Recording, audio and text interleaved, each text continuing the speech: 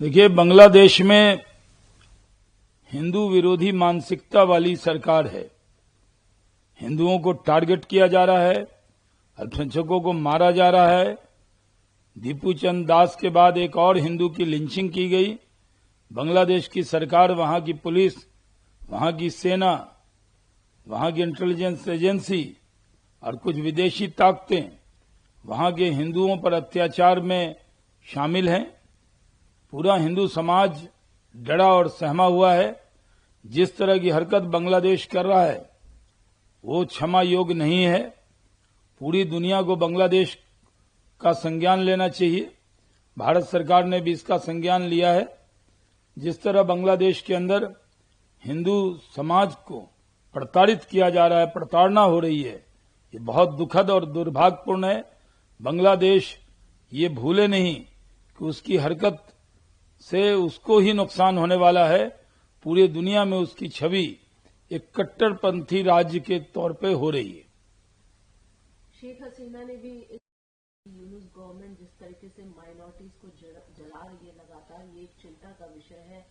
Atrocities extreme पर है against non Muslim, horrific स्थिति वहां पर बनी हुई है। देखिए, बांग्लादेश में जिस तरह की घटना हो रही है, पहले दीपू चंद दास को जिंदा लटकाकर जला दिया गया, उसके बाद एक और हिंदू की लिंचिंग हो गई।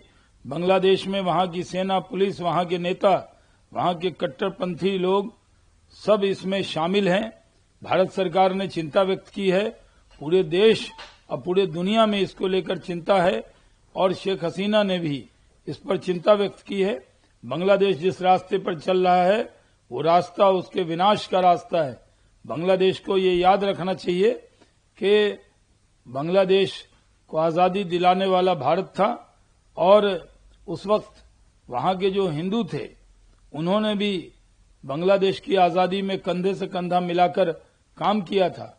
आज उनके साथ किस तरह का अन्याय हो रहा है, जुल्म ज्यादती की इंतहा हो रही है।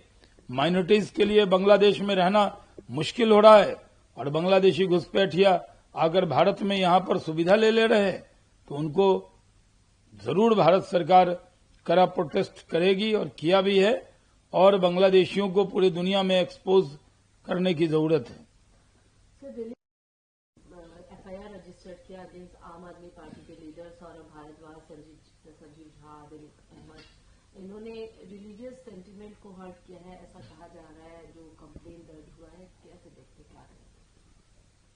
देखिए, आम आदमी पार्टी पूरी तरह रिलीजियस सेंटिमेंट के खिलाफ काम कर रही है।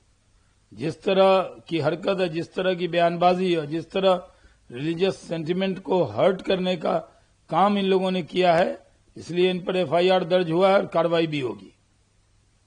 दूसरी तरफ से उन्होंने राहुल गांधी को डिफेंड किया है। उन्होंने साफ तौर पर कहा कि राहुल गांधी इंडिया को रिप्रेजेंट करते हैं और जो भी उन्होंने जर्मनी में कहा बिल्कुल सच्चाई बयां की है। बीजेपी की आदत है हर चीज पर क्रिटिसिज्म करने की। बीजेपी हमेशा क्रिटिसिज्म उनका करती आई है। ये जो सैम पिट्रोडा अंकल हैं राहुल गांधी के, स्क्रिप्ट राइटर यही हैं। इनका जो पॉल्यूटेड माइंड है भारत के खिलाफ सैम पिट्रोडा का, उसका ही असर राहुल गांधी पे दिखता है।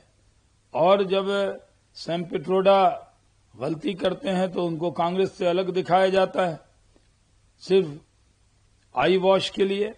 बाद में वो फिर वापस कांग्रेस में आ जाते हैं, ओवरसीज कांग्रेस को वही देख रहे हैं। और राहुल गांधी जिस तरह की बयानबाजी भारत के खिलाफ कर रहे हैं, इसके पूरे स्क्रिप्ट राइटर सैम पिट्रोडा ही हैं। और राहुल गांधी के साथ जब तक वो सलाहकार के तौर पे रहेंगे, राहुल गांधी इसी तरह देश को बदनाम करते रहेंगे। राहुल गांधी जी, ऐसा काम न करो, अपने देश को जाकर विदेश में बदनाम मत करो। वीके न्यूज, राष्ट्र के नाम।